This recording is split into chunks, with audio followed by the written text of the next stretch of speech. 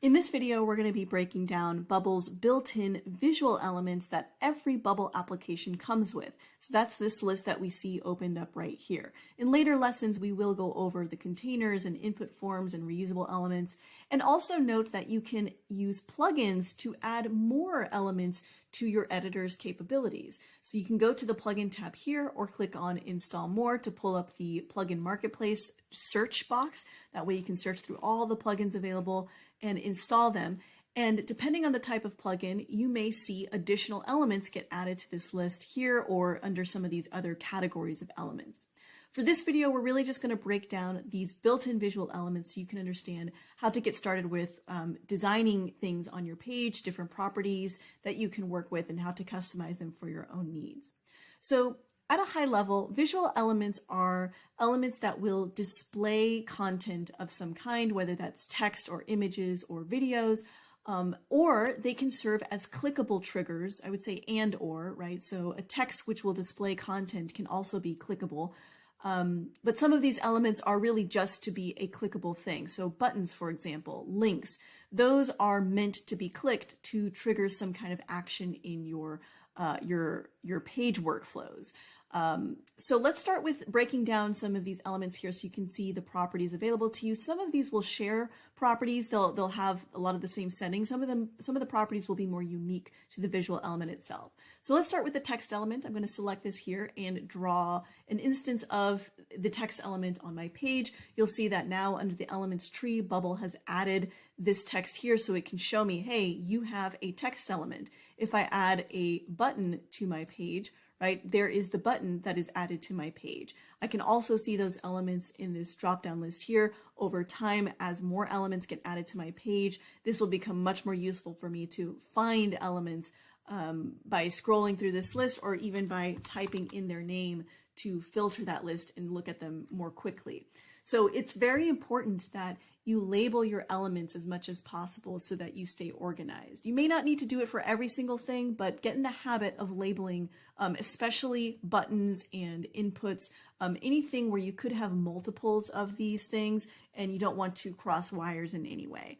So I'm going to remove the button for now. We'll go back to that in a second. The text element has a composer here for you so that you can insert static text and or dynamic text. So you can mix and match these, right? So I can type in hello world, and no matter who is looking at this page, there's nothing dynamic about this. They're going to see this text as is, right? And you can also see that Bubble has automatically renamed my text to match the content there, but I can override that label and say, let's call this the welcome message, right? So now that is the internal label of my text element, but it is not the content of the text element. So this label will be helpful for when I look for it in the elements tree, in this list here, or in my workflows, which we'll take a quick look at in a moment. So I can also combine this with dynamic text. So let's say instead of hello world, I want to say hello, comma, the user's first name. Well, I can't just type in a first name. Everybody's going to have a different first name. Here's where I'll put in dynamic data. So I'll click on this little blue flag.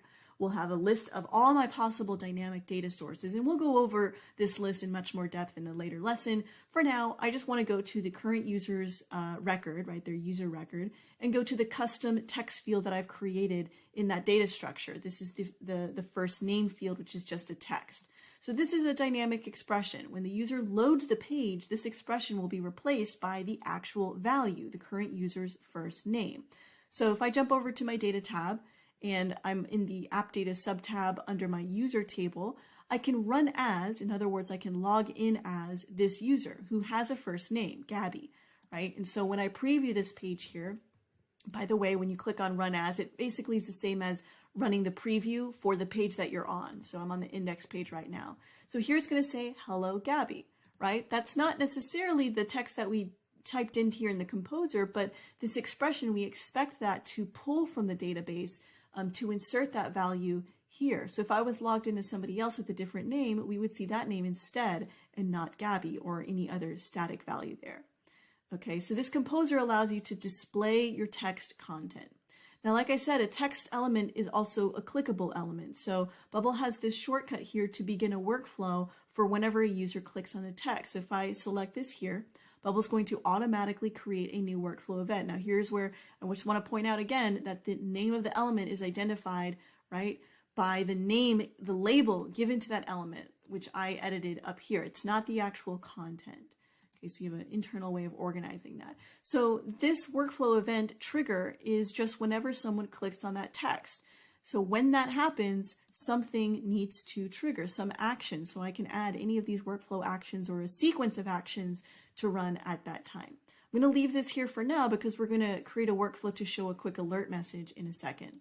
Let's continue with the rest of the available properties here for your text element. So if you want to change the way that this looks, the appearance properties, right, all the formatting, how do we make things bold, make things bigger, change the colors? Well, you technically have two ways of doing this with the text element specifically. The first is through this rich text editor here. So if you open that up, you can customize the formatting with these very basic formatting properties. I actually recommend you stay away from this editor. This is helpful in some cases, but the majority of the time, you'll actually be working with the normal appearance properties that you would find under the style window, right? So you edit your styles here and you can apply those styles to your text. So right now there's a default body style, or I can go to the heading style or a different heading style, or I can remove the style altogether and adjust the settings independently for this specific text, right? It's not going to update any styles in any way. So I can increase the font size, I can change the font weight, I can of course change the color. There's lots of different appearance properties that you can play around with.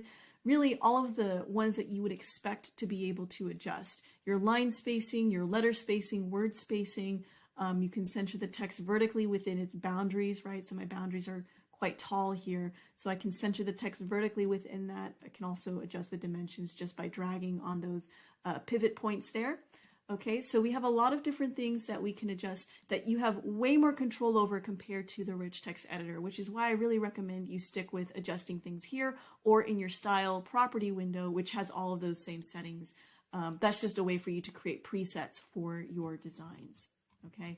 Now with text specifically, you also have a couple of other capabilities like recognizing links and emails. So if we check this box, I can have Bubble highlight any emails or URLs that are found in the content so that the user can see them more clearly, and it's actually a clickable link. Okay, so if I say I want the link color to change to green, then that particular link or email, whatever it recognizes, will change to that color.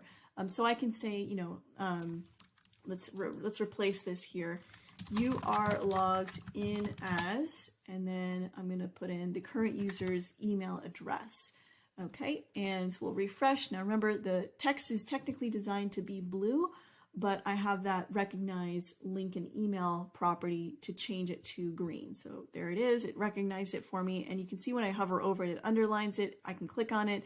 Clicking on it, it's actually going to open up my default email application on my device. Okay, so you also have the ability to assign different SEO tags to the text so that they're recognized as different types of headers or just normal body content. Scrolling down here, you also have control over borders and shadows, rotation. This will apply to the boundaries of your text element. So if I wanted to add a solid border, let's make it a little bit thicker here so we can see it like that, right? And I can change the color of this border as well. I can give it some roundness to make it curved. This will allow you to, you know, create some kind of specific design for your text. And keep in mind that you can also mix and match your elements. If you wanted the borders or even the background style, let's change this color here. We're going to get some wacky colors, but if you wanted this background style and borders to be a little bit more independent from your text, then you can also place the text inside of a group, which is a container element, because groups also have a lot of these same properties where you can give them background colors, you can give them borders, and that way you can really mix and match and position things a little bit differently, you know, and style them differently. So just be mindful of that you have a lot of flexibility around where things are designed, okay? I'm going to remove all of these styles, spot properties that I've added. That's pretty much it as far as the text goes. I mean, it's got all of the basic expected capabilities that you would expect out of formatting. Okay, so let's move on to the next one.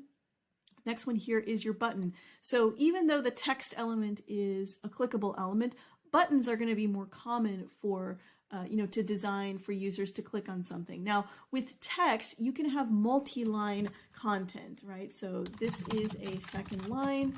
I can hit my return key. This is a third line, and that will display, as multiple lines like this. Let me actually expand this a little bit more. It's getting cut off because it's not big enough, like this.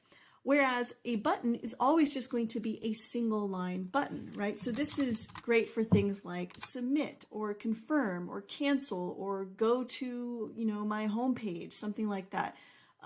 They are pretty interchangeable in terms of triggering your workflows. They're both clickable visual elements, but just know that with the label that you put on a button, it's always just going to exist on one line. Now, if you do happen to have more content here, it might wrap around, but that does depend on the width of your button.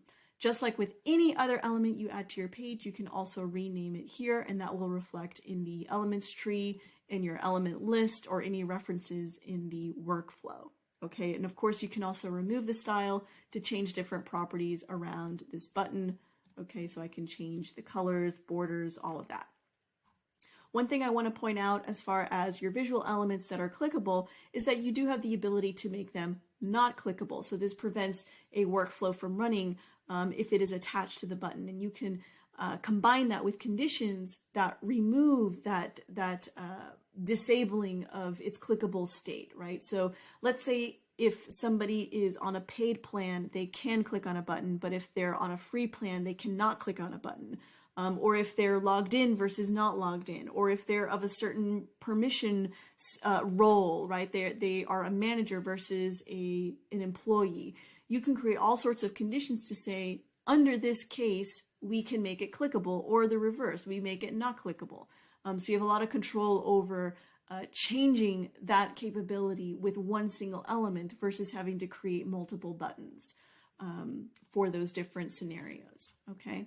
All right, let's move on to the next element here, which is the icon. So this gives you a big icon library that you can choose from. Okay, so I can just select from any of these and it will add that icon to my design. So let's say my star here. I can also change some appearance properties. I'm going to remove the style. It looks like really the main one is just the color of the icon, like that. We also have some border control, some roundness, some shadows that you can apply to this. Now with the icons in particular, you can also make it spin. So you can check this box and it will start to rotate like that. That's great for like a loading screen when your users have to wait for something to load in. Notice that this is also a clickable element, so clicking on the icon can trigger a workflow, which means that you can also disable that clickability if you need. Another thing that I wanted to point out is the tooltip capability. You actually have this on your text and buttons as well, and this is a way for you to add a little piece of instruction for your user for that element, whether it's the icon or a text or a button, that might not be obvious otherwise. So for example, if I say click to add to favorites, right? Maybe this star icon is for on a blog article or on a listing that the user wants to save to, their personal dashboard, something like that. So when I preview this page and I hover over that star, that tooltip will show up. This is of course an optional setting. You don't have to have tooltips for everything. So if I hover over this, there is my tooltip, click to add to favorites, a very standard web property. All right, so there are the icons. Also keep in mind that there are actually several plugins that you can install to get different icon libraries with different styles. Bubble's built-in style of icons here, they're pretty round.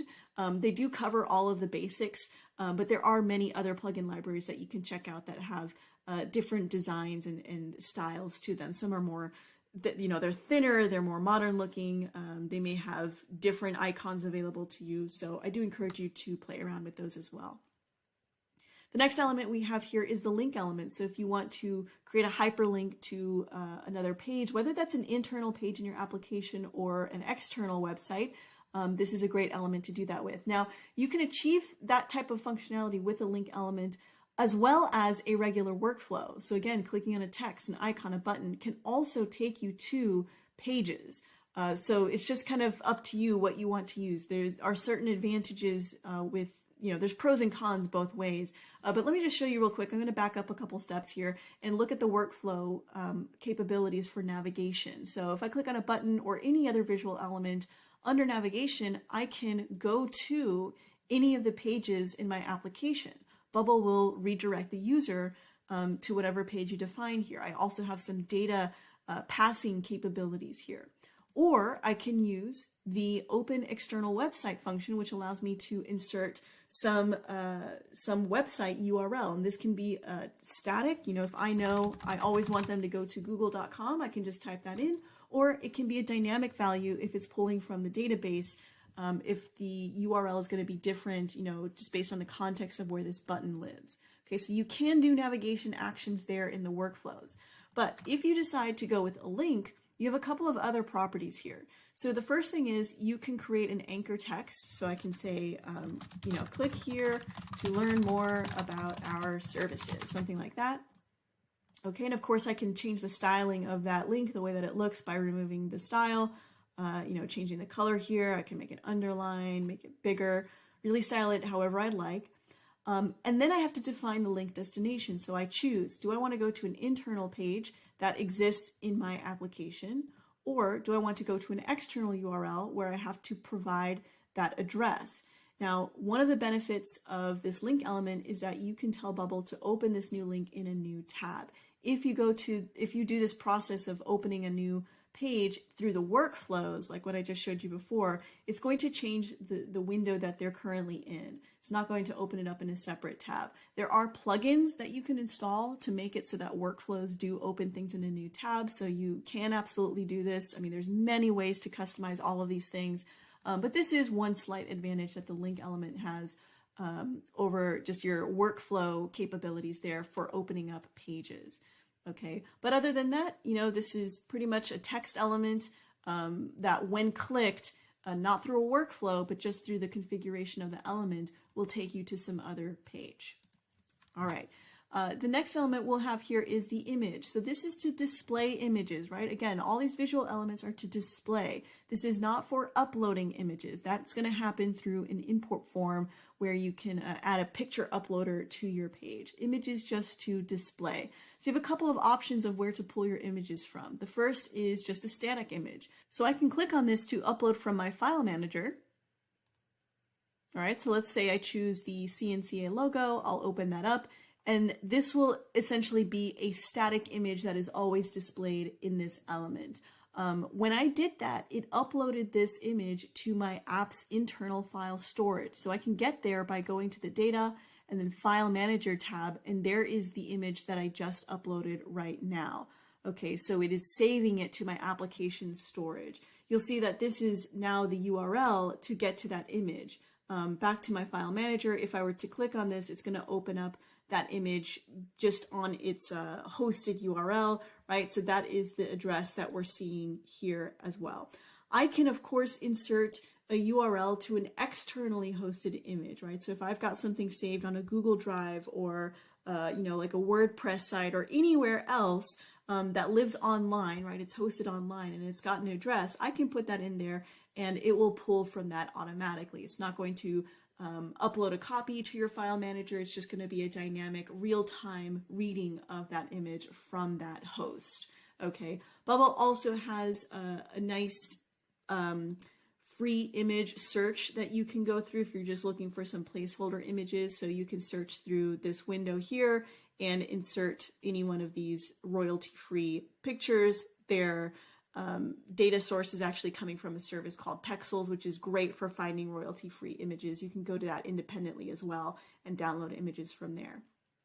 The image element will also let you crop the image. So if I select crop from here, I can choose, maybe a portion of the logo. So you can see that content there. I can move it around. And if I say crop, then it will change that there. I can also revert to the original sizing. The alt tag is the equivalent of those SEO tags that we saw on the text element. So this is more for SEO settings, just adding in that metadata. If for whatever reason the user's browser can't load the image, it will display the alt tag instead. Okay, So the image element is also something that can trigger workflows. You can click on a picture to, navigate to a different page or to show a pop-up or something like that. So you have that capability to trigger workflows, and of course, you have the ability to disable its clickability state. You can add tooltips to images, borders, roundness, shadows, rotation, just like the other visual elements that we looked at before. All right, so I'm going to remove that image element. Now the shape element is simply a way for you to add some, block of color to your page. I personally use this quite rarely. Every once in a while, I'll use a shape to create some kind of a horizontal rule between sections in my page designs. But other than that, there's not a ton of use cases that aren't already covered more appropriately by other elements. One mistake that we see happen a lot with new Bubble users is using shapes as a way to create a background color, right? So if I wanted to put, a button here and a text here and have them, with this background color, that is not the way you want to go about it. You don't ever want to layer elements on top of each other like this. Instead, we would want to put the button and the text inside of a group. Okay, that is a container element that we'll go over in later lessons, but the group is more appropriate for that because the group will allow you to move those things around as a unit, and groups can have background colors, they can have borders, they can have roundness to them. You can set images as their background, you can do all sorts of things there, and it is going to be more appropriate structurally for your page designs. When you layer elements on top of each other like this, it's really going to interfere with the responsive settings of your design. So avoid using shapes as background colors, avoid using them as any kind of layer on top or beneath anything else. You really just want to use them as a standalone block of color. Again, I tend to use them more for like horizontal rules in my page design so I can separate sections. But that's pretty much it. The shape, obviously lets you set the styling for it, whether it's an image, a gradient, or a different color. You've also got border capabilities, shadows, and rotations as well. And you can click on a shape to trigger a workflow. Okay. Now, an alert message is a way for you to show some kind of brief message to your user, whether it is a confirmation for something that happened successfully or if it was an error that occurred. The behavior around an alert message is such that it's hidden by default. You have to show it inside of, or you need to show it via a workflow. And I actually removed that text when I said I was going to keep it. Let's just do a new example here with a new button. So let's say we have some form. I'm not going to design the whole form, but I have a button at the end of the form that says submit. Okay. And when I click on submit, it might send an email, it might add things to my database, but visually for the user, I also want to show an alert message to let them know, okay, everything was successful. So I'll draw the alert message on my page and I'll set up the content for the alert. So we can say your form was submitted like this. All right. And I'm going to set up a workflow for this button. When this button is clicked, we're going to go to the element actions under the alert category here, show my alert message. So it's going to auto select it. It's the only alert that I have right now. And I can define the timing around the appearance of this alert. So it's going to fade in for half a second, hold for 2 seconds, fade out for half a second. I can change those numbers if I want. So now if I preview this page here, close some of this down, and I click on the button, you see there is my alert message that is shown and then it disappears. Notice that it wasn't there when I first loaded the page. It's by default going to be hidden. This alert message can also be positioned at the top of the page. So if I click on this checkbox here, it will always be at the top of the page. So even if I'm scrolled way down, to other content, as if you have this set to the top, it's kind of going to float at the top. It will always be visible there. The user won't have to scroll to the top in order to see that alert message, which can be very handy.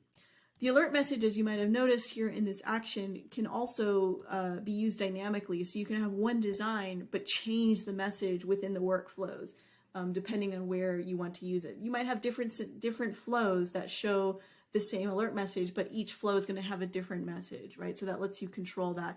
You can, of course, just create separate alert messages if you prefer, especially if you're going to have different designs for them, different colorings. So right now we have some preset styles applied to these alerts, but of course you can remove the style to change what they look like there.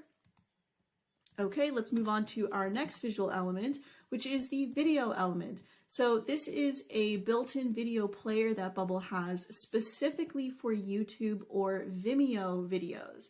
Okay, so this is not for videos that you have saved to your file storage or you have hosted elsewhere. If you're going to go with that format of storing your files, you'll want to install a plugin. There are many other plugins that offer video players, even video recorders that work with other sources. So this is more of a basic implementation. If your video is hosted on YouTube, all you need to put in here is the YouTube ID for that video. This can be static or dynamic, can come from your database, or you can just type in the number there. Same thing if it's a Vimeo. And you do have an extra color control available for you here for that player. So a couple of other settings around just managing the playback of that video. But other than that, you can change the size of the video by working with the dimensions here, and also borders, shadows. And as soon as that ID is in there, this video will play. You'll have a player there that you can control that playback with. All right, the next element that we have is the HTML element. Now, this is going to be more for custom use cases if you need to add custom HTML to your page. Now, you can use this for things like I said, creating a video player that supports other sources for the video. If you want to add custom charts that come from, coded charting libraries, you'll use the HTML element. I mean, there's really a lot of different use cases for this. If you want to embed a widget into your application, a lot of times services that offer widgets like chat support or scheduling tools with calendars, they may give you an embed code, and that code you can add to this HTML composer here so that it displays that widget for you. It's technically hosted externally, but you can have it render through this element. This is a little bit more advanced. It just depends on whether you need this custom code capability or not. Now, the next element we have is the map element. This is great for working with any kind of location features in your application. There's a few different things you can do with this. You can work with either no markers displayed on the map. This is just going to show a placeholder preview. It might not reflect exactly your settings here. You'll have to preview this to see exactly what you're configuring. But you can have it just be a map without any markers, or you can have a single marker. So one pinpoint there, you have to give it an address. You can either type in the address so that it's static, or you can pull the address from your database so that it's dynamic, or you can have a list of markers. Now in this case, you'll have to select where these markers are coming from. Oftentimes your addresses are going to be saved to your database. So let's say, for example, the job listing has an address field for the location of the job. Let's go actually to our data structure to add that in so you can see it. Right, so job location, and the type of field value is going to be a geographic address like this. And so if I wanted to show all of the locations of my job listings, I will tell Bubble that the markers live in the job listing table within the location field for each of those records. But then I also have to define which job listing records do I want to display. Maybe I don't want all of them. I could have thousands of jobs in my database. Maybe I only want to show the jobs related to a certain company or within a certain radius. This is where you can define that data source. I can search for specific job listings in my database and start to add constraints here. So for example, maybe I only want job listings where the location is within 5 miles from my current location. So I can go to this dynamic expression that Bubble has at the bottom here. Let's see where it is, current geographic position, right? So it's only going to pull up the records in the database that meet this constraint. There are many other constraints that you can add here to really customize this data source. And this is really, again, if you're working with a list of markers. We will go into data sources in more depth in later lessons, as I've mentioned, but I just wanted to show you how customized you can really get this. There's a lot of other appearance properties available to you here. You can show a little title window so that when you hover or click on the marker, it shows some extra information about that marker. So it would show the address. It might show some details about your data type. You can change the map type. So we've got the road map here. We can go to satellite view. We can do a hybrid of the two. I can also change the map style. Lots of different styles available to me. So let's go back to the roadmap here to see this, right? So there's that blue, gray, flat green. You can do all sorts of things to really match the vibe of your application. You can also define different zooms and centers. You can customize what the icon looks like. It doesn't have to be that red, classic icon appearance. You can swap that out for a custom image if you like. And then, as always, some border styling, roundness, and shadows. So maps are very powerful. This is tapping into Bubble's integration with Google APIs to work with their places, capabilities, addresses, points of interest, things like that. The final visual element, you may or may not want to have this in your application, but it's just a quick little indicator that you've built your application with Bubble. They have a few different visual types that you can work with to kind of showcase that you built your app without code. All right, so you can add that anywhere to your page. And that's pretty much it. We'll be going over other elements that you can design on your application in later lessons. We'll see you there.